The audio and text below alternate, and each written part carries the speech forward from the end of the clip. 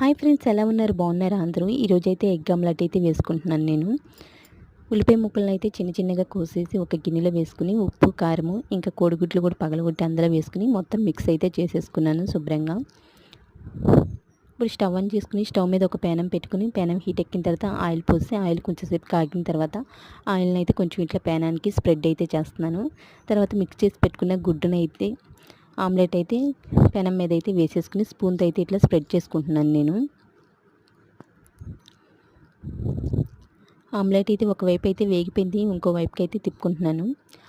ఆమ్లెట్లో ఉల్లిపాయలు వేయకోకుండా ప్లెయిన్గా వేసుకుని తినేవాళ్ళు కూడా ఉంటారు, ఉల్లిపాయలు వేసుకుని తినేవాళ్ళు కూడా ఉంటారు. మీకు ప్లెయిన్గా వేసుకుని తింటే ఇష్టమా, లేకపోతే ఉల్లిపాయలు వేసుకుని తింటే ఇష్టమా అనేది నాకు కామెంట్ బాక్స్లో కామెంట్ చేయండి. నాకైతే ఉల్లిపాయలు వేస్తేనే టేస్ట్ బాగున్నట్టు అనిపించింది. ఆమ్లెట్ అంటే ఇష్టం లేని వాళ్ళు కూడా ఉంటారు, గుడ్లు తినని వాళ్ళు కూడా ఉంటారు.